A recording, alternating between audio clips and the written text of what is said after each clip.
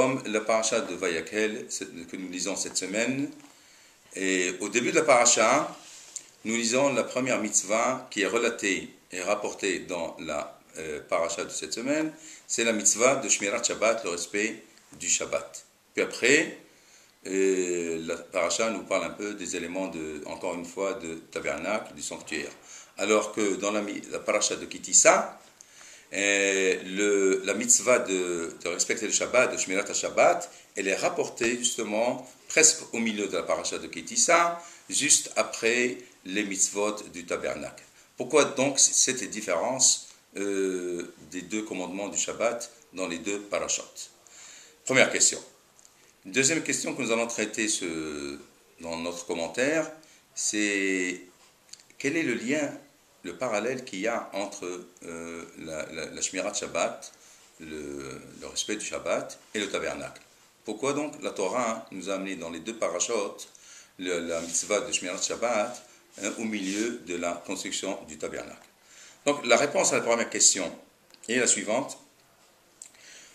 Il faut savoir que la faute du veau d'or est venue juste au milieu entre le premier commandement de Shmirat Shabbat qui est relaté et rapporté dans la paracha de Kitissa, et après le veau d'or, il vient la paracha de Vayakhel. À la première mitzvah de Vayakhel, la première citation de Vayakhel, Ta'aseh Melartecha.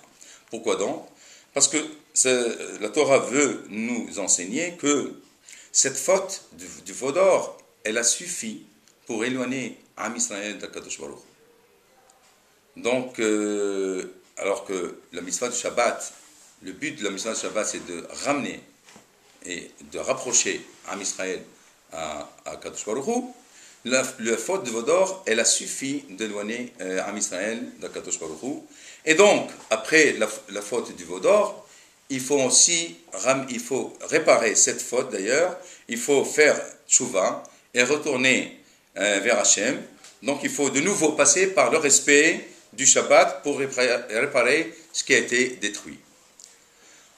En réponse à la deuxième question que nous avons dit, c'est-à-dire quel est le lien entre le Shabbat et le tabernacle, eh bien, si bien que notre paracha, qui est le récit dans Vayakhel de la confection des différents éléments du Mishkan, qui débute d'ailleurs par la paracha du Shabbat, comme nous avons dit avant, Rashi explique pourquoi la paracha commence par Sheshet Yamim Ta'aseh Melartecha, et pourquoi cette paracha elle sert d'ouverture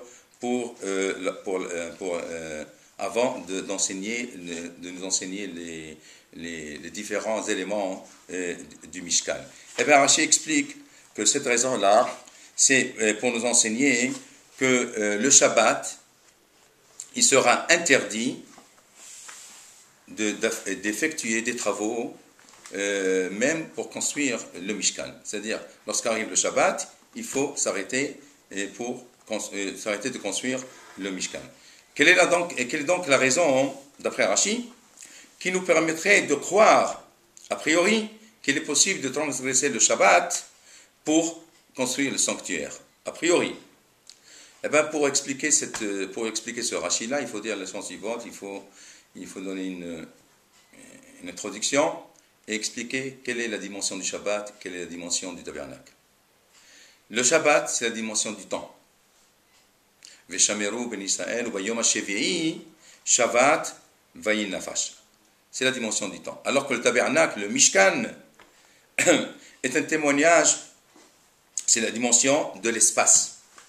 Veshachanti betor bene Israël. C'est le lieu de la présence divine. Autrement dit, le Shabbat, c'est un témoignage de la création. Aïdout. Qui ot hi benu benechem, qui sheshet yamim, asa Hashem et hashamayim ta'aretz, ou bayom hashevi'i, Shabbat minafas. Autrement dit, le Shabbat, c'est un témoignage du fait que Dieu a créé le monde en 6 jours, et le 7e jour, il s'est reposé, entre guillemets, il s'est reposé. Pour Akshbaru, il n'y a pas de repos.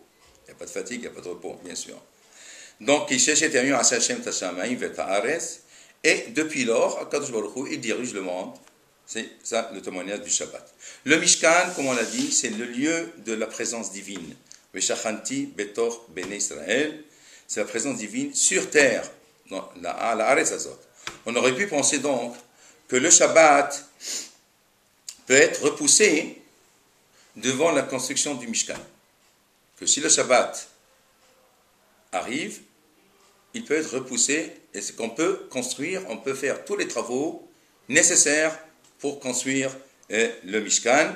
Et donc on aurait pu douter et croire que le Shabbat soit repoussé pour la construction du Mishkan, et du Mishkan qui est d'ailleurs la preuve concrète de ce que le Shabbat veut nous enseigner, mais telle n'est pas la démarche de la Torah, bien sûr. C'est-à-dire, pour résumer, que même l'œuvre de la construction du Mishkan est repoussée quand arrive le jour du Shabbat. C'est pour ça que la paracha de la semaine commence par la mitzvah du respect du Shabbat, pour nous enseigner que même les travaux de la construction du tabernacle sont repoussés quand arrive le Shabbat, car le témoignage de l'Abria, qui est le Shabbat, le témoignage de la création du monde, qui est vraiment dont le Shabbat est témoin, est de loin plus importante que, et plus vitale aussi que la preuve